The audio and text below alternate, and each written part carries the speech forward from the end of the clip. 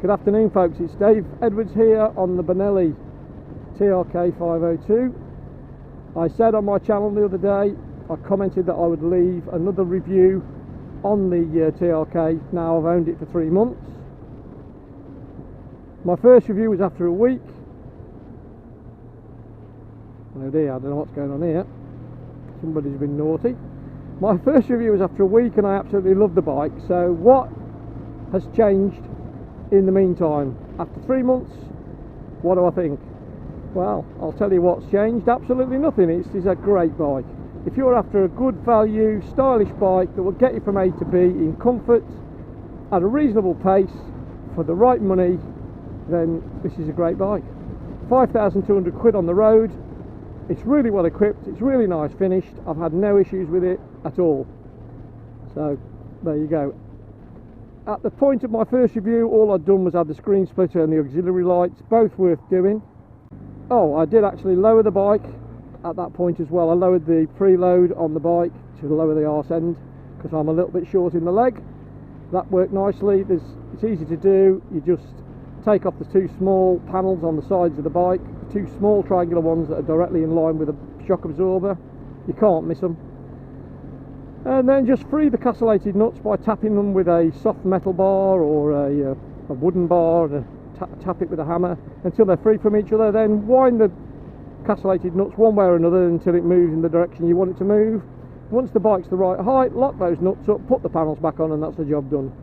And that's worth doing. It gives you extra confidence if you get your feet flat on the floor. I personally didn't move the forks through the yokes. You might want to, I didn't. It hasn't affected the handling. For me, it's great. So that's a mod that's well worth doing. So other than that, a couple of jobs that I've done. I fitted a bash plate to the bike last night. I lined the bash plate with Corex so that the perforations in the front of the bash plate won't allow liquid and crap to get through off the road. That's the reason I fitted the bash plate, not because I intend to take this off-road, because this isn't the X, this is the on-road version. So a tip I'll give you there is the brackets that come with the AliExpress bash plates mount to your sump bolts, which is a little bit of a cause for concern, but seem to be okay. Everything seems to line up nicely. There's enough adjustment to get things into place without too much of a struggle. To do the job, you will need an M8 socket to fit an M6 bolt, and you'll need an Allen key to tighten the bolts up into the brackets. One tip I will give you is don't use the bolts that they supply with the bash plate into the brackets. If you do use those bolts, cut them down in length because they stick through too far, particularly at the rear. And if you're not careful, if you were to hit a bump, potentially they could hit the sump and crack the sump. So I would shorten them by a good 10mm or buy yourself some 15mm 6mm threaded bolts to do the job with. Another little tip I'll give you is I also put some rubber washers between the brackets and the bash plate itself, and that has eliminated any noise or vibration which other people have complained about when they fitted these things. So it's made absolutely no difference to the noise level on the bike fitting that bash plate. Okay, so we're through Lichfield and I'm free to talk again now. Right, the final job that I've done on this bike since I took ownership, and for me probably the most important, is that I've changed the front sprocket. The standard stock front sprocket is 14 teeth and I fitted a 15 tooth. The reason I went up to a 15 tooth front sprocket is simple. I felt the bike was a little bit buzzy at cruising speed. It's only a 500cc bike, I know. It sounds lovely, it's lovely and smooth. It's great when you're going through the rev range, when you're accelerating away, it's lovely. But when you get into cruising mode, if you like, you want things to be a bit less frantic. So I fitted an extra tooth on the front because it's lowered those revs at cruising speeds by about 400 to 500 revs a minute.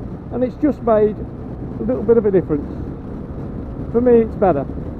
For you, well, you've got to try it, that's all I can suggest.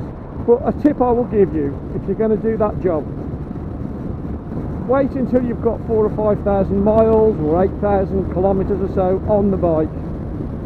because you need slack in your chain to put that front sprocket in position. Unless you've got some stretch in your chain, you will not be able to fit that sprocket easily, and you'll put strain on the output shaft and the bearings on that shaft where it comes out of the side of the bike, out of the gearbox. So leave it till you've got 4,000 or 5,000 miles, or like I say, 8,000 kilometers on the bike.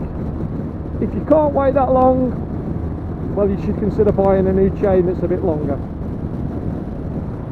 Mine was fractionally too tight, but I took it really easy for the first 400 to 500 miles and just kept checking it, and yeah, it's fine, it's absolutely fine. It's been a worthwhile modification, but like I say, make sure you've got enough slack in your chain. So really that's about it for the mods that I've done to the bike up to now.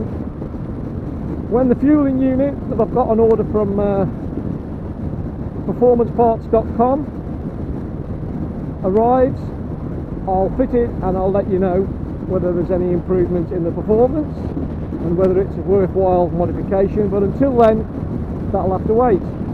So if you're out and about riding today or on the coming weekend, have fun, but above all, stay safe, and you'll live to ride another day, and that's what's important. So until my next review, I'll sign off and leave you in peace. So it's Dave here on the BENELLI TRK 502 saying goodbye for now. Ta-da!